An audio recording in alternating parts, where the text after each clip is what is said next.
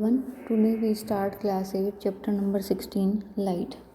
In this chapter we discuss about the light in detail. In your previous classes you had learned about light but in the little bit smaller manner. Let's start. Here is the term light. The world is largely known through the senses. The sense of sight is one of the most important senses. अब जो हमारे पास जो special senses जो होती हैं, ठीक है, आपको पता है 5 सेंसेस, उनमें से एक सेंस क्या है हमारा, देखना, ठीक है. Through it we see mountain, river, trees, plants, chair, people and so many other things around us. जिसकी वजह से क्या है, हम अपने आसपास जो है हर एक चीज़ को अच्छे से देख सकते हैं, आइडेंटिफाई कर सकते हैं, उनके कलर को पहचान सकते हैं, ठीक है, डिफ्रेंशिएट कर सकते हैं. We also see clouds, rainbow, birds flying in the sky. और जिसकी हेल्प से हम क्या है, नेचर में जो इतनी प्रेशियस चीज़ें हमें दी हैं उन सबको देख सकते हैं. What makes things visible. अब ऐसा क्या है जिसकी वजह से हम जो है किसी भी चीज़ को देख सकते हैं. What makes things visible? Have you ever thought how we see various objects? अब क्या कभी आपके दिमाग में ये बात आई है कि हम इन चीज़ों को कैसे देख सकते हैं. You may say that eyes see object. अब क्या आता है कि कौन देखने का काम करता है, हमारी eyes. But can you see an object in the dark? पर क्या आप अंधेरे में देख सकते हो? It means that eyes alone cannot see any object. तो इसका मतलब क्या हुआ कि हमारी आइज़ जो हैं अकेले किसी भी ऑब्जेक्ट को नहीं देख सकती. तो इसका मतलब क्या हुआ कि इसके साथ क्या है, कोई और ऑब्जेक्ट है जो साथ में इतना ही काम करता है. It is the only when light from an object enter our eyes that we see object. तो इसका मतलब क्या हुआ कि लाइट जो है किसी भी ऑब्जेक्ट के ऊपर जब आती है तो उसके बाद जो रिफ्लेक्शन है जिसकी वजह से हम चीज़ों को देख सकते हैं. तो the light may be have been emitted by an object और may be have been reflected. तो इसका रिजल्ट क्या है कि हमारे पास क्या है, लाइट को अमिट करना और दूसरा क्या है, लाइट को रिफ्लेक्ट करना. ठीक है, 2 चीज़ें हमने पढ़ी है, रिफ्लेक्ट करना. तो ये 2 चीज़ें ऐसी है जिसकी वजह से क्या है, आइज़ जो है इक्वली पार्टीशन में क्या है, किसी भी चीज़ को देखने का या विजिबिलिटी का जो है फंक्शन परफॉर्म करती है. Now first we discuss the law of reflection.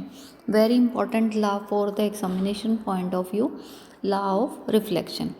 In this law we discuss first activity 16.1 fix a white sheet of paper on a drawing board. अब क्या करना है कि ड्राइंग बोर्ड के ऊपर एक वाइट शीट जो है उसको फिक्स करना है, जिसका रिजल्ट क्या होगा, take a comb and close all its opening except one in the middle.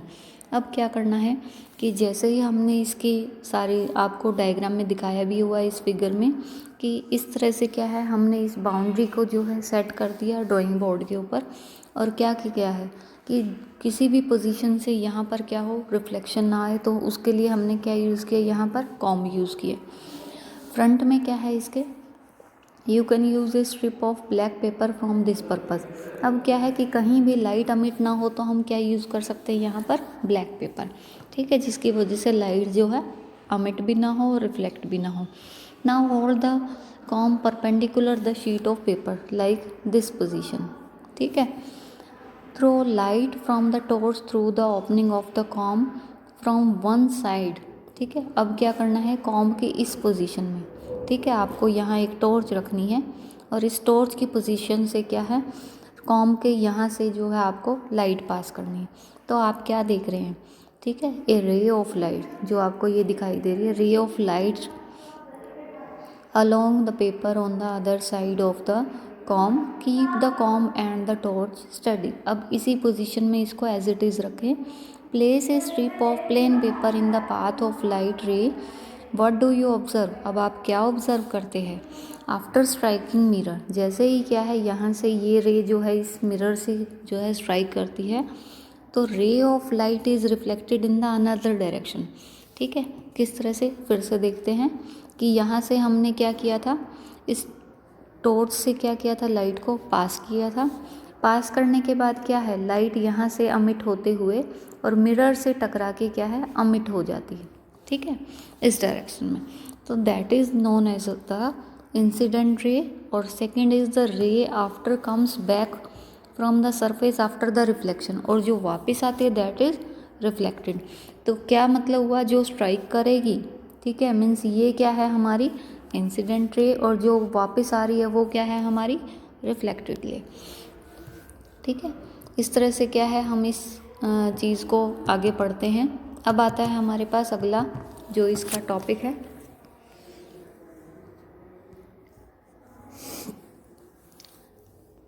Now look at this,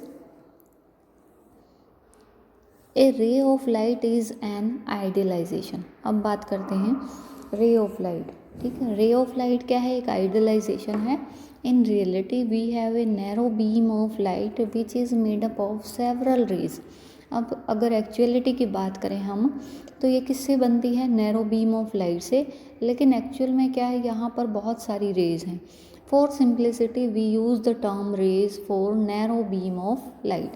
तो अगर सिंप्लिसिटी की बात करें तो रेज़ क्या है, रेज़ किस लिए यूज़ होती है, narrow beam of light. Narrow beam of light जब लाइट जो है रिफ्लेक्ट होके और एक रेज़ का पैटर्न अरेंज करते हैं इस तरह से, ठीक है। अब बात करते हैं draw line showing the position of plane mirror. अब क्या है, हम इस पोजीशन में जैसे ये दिखा रखा है हमने फिगर में, एक शेप ड्रॉ करते हैं, draw line showing the position of plane mirror. अब हमने क्या किया, ये लाइन जो ऊपर दिखा रखी है ये क्या है, प्लेन मिरर को शो करती है। Incident ray and the reflected ray on the paper with the help of your friends.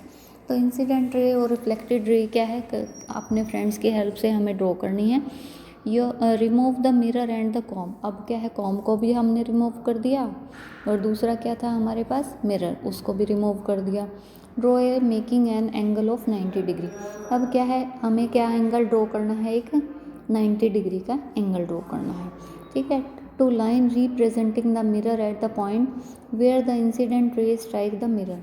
अब इस पोजीशन पे करना है कि इंसिडेंट रे जो है स्ट्राइक करे मिरर से और क्या बना दे, नॉर्मल से रिफ्लेक्ट होके क्या बना दे, हमारे रिफ्लेक्टिव रे। तो यहाँ क्या बन जाएगा, एंगल ऑफ इंसिडेंस। एक बार फिर से देखते हैं, एंगल ऑफ इंसिडेंस और दूसरा क्या था हमारा, angle of reflection. Angle of incidence क्या है, एंगल आई, और एंगल ऑफ रिफ्लेक्शन क्या है हमारे पास, एंगल आर, ठीक है। तो इस तरह से है। अब इस फिगर को एक बार फिर से देखते हैं, ठीक है। इस पोजीशन में हमने क्या किया, प्लेन मिरर ड्रॉ कर दिया, ये शेप ड्रॉ कर दी। अब क्या है, 90 डिग्री का हमने क्या किया, एक एंगल बनाना है, ठीक है। 90 डिग्री के एंगल से अब क्या है, रेज को रिफ्लेक्ट कराना है, ठीक है। इस पोजीशन में ये रेज जो है रिफ्लेक्ट कर रही हैं, तो ये क्या बनेगा हमारे पास, ये है एंगल आई। एंगल आई क्या था कि जब रेज जो है हम किससे टकराएंगे, मिरर से, ये रेज जो है किससे, मिरर से क्या है स्ट्राइक कर रही हैं, और फिर ये वापस बैक कहाँ आ रही है, एंगल आर की वजह से, ठीक है। That is reflection, angle r, that is i, angle of incidence. इस एक एक्टिविटी को बार बार करना है, बहुत इंपॉर्टेंट है एग्जामिनेशन पॉइंट ऑफ व्यू से ये एंगल ऑफ रिफ्लेक्शन और एंगल ऑफ इंसिडेंस। आगे हायर क्लासेस में बहुत डिटेल में आएगा ये आपका फिजिक्स पोर्शन में। Now look at the table 16.1। In this table 16.1 angle of incidence और रिफ्लेक्शन। अब एक चीज़ आपको ध्यान में रखनी है कि एंगल ऑफ इंसिडेंस और रिफ्लेक्शन जो है हमेशा इक्वल होता है, ठीक है। एंगल ऑफ रिफ्लेक्शन और इंसिडेंस इक्वल होता है कैसे, ये देखिए आप, जितना हमारे पास एंगल आई होगा, ठीक है, इधर देखिए आप, ठीक है, कि एंगल आई की जो पोजीशन होगी is equal to the angle r. Suppose i angle जो है वो 30 डिग्री है, तो हमारे पास एंगल आर भी क्या होगा, 30 डिग्री होगा, ठीक है। और अगर इसी पोजीशन में हमारे पास एंगल जो है आई की पोजीशन जो है 15 डिग्री है, तो एंगल आर भी क्या होगा, 15 डिग्री होगा, ठीक है। अब ये टेबल दे रखी है आपको, ये आप अपनी नोटबुक में ड्रॉ करेंगे। इस टेबल में क्या है, इसी तरह से आपको एंगल आई और आर निकालना है, लेकिन क्या है, ये जो है आपको प्रैक्टिकल में करना होता है ये एक्सपेरिमेंट आपका, ठीक है। हायर क्लासेस में बहुत डिटेल में कराया जाता है ये आपका, ठीक है। तो इसमें क्या है, अलग अलग एंगल पे आप करके देखेंगे, तो जो एंगल आपका आई निकलेगा वही आपका एंगल आर होगा। तो do you see any relation between the angle of incidence and reflection?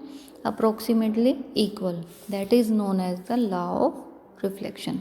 ठीक है, that is known as the law of reflection when angle i is equal to angle r, that is known as the law of reflection.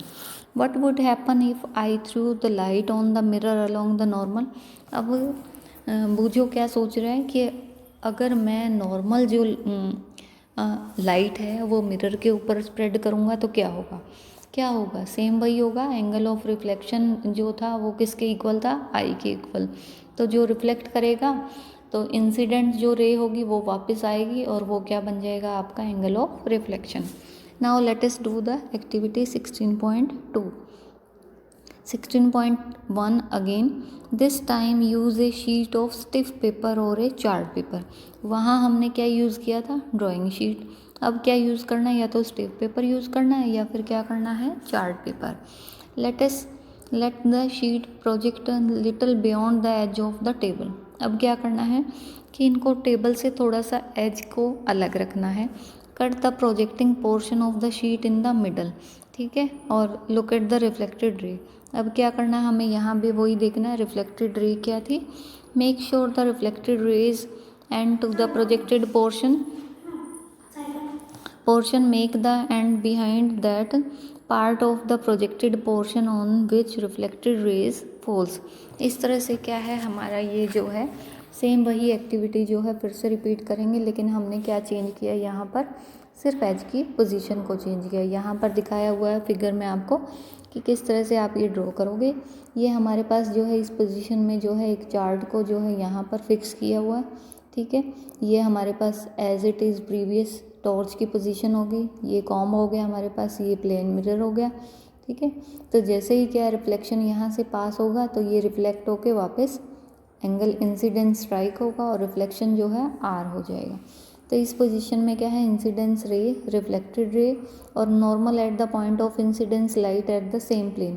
तो इस position में क्या है? हम incidence को angle आई को बता सकते हैं, आर को, और क्या है किसको? नॉर्मल प्लेन को बता सकते हैं. ठीक है, अब बात करते हैं इसमें. When the whole sheet of the paper is spread on the table, it represent one plane. The incident ray, normal at the point of incident and reflected ray are all in this plane. तो when you bend the paper, you create a plane different from your plane. तो इसमें क्या आ जाएगा हमारे पास कि angle incidence जो रे है वो नॉर्मल पे क्या होगी? एंगल इंसिडेंस जो है reflected ray o lie in the same position में. तो इसमें क्या होगा कि नॉर्मल पोजीशन पे अगर देखेंगे तो आई और आर जो है हमारा क्या होगा? I is equal to R. ठीक है, अब आगे देखते हैं हमारे पास. These activity can also be performed by making use of ray streak apparatus. ठीक है, ये जो है आपके लैब में जो है रे स्ट्रिक अपरेटस अगर अवेलेबल हो, जो NCERT किट में होता है, वहाँ भी कर सकते हैं इस तरह से ये एक्सपेरिमेंट, ये एक्टिविटीज़. अब बूझो क्या याद करता है? बूझो याद करता है कि in class 7th he had studied some features of the image of an object formed by a plane mirror. Paheli asked him to recall those features. Was the image erect or upper side down? अब वो याद करता है कि जो image थी वो erect और अप साइड थी या फिर down side. Was it of the same size और द सेम साइज थी, ऑब्जेक्ट जितना था उसी साइज़ की इमेज आ रही थी. थर्ड क्या याद आता है उसको? Did the image appear at the same distance behind the mirror as the object was in front of it. And last वो ध्यान में करता है कि could it be obtained on the screen? क्या ये स्क्रीन पे अवेलेबल हो सकता है? ठीक है, ऑब्टेन्ड हो सकता है. तो ये सब हम देखेंगे हमारे नेक्स्ट पार्ट में.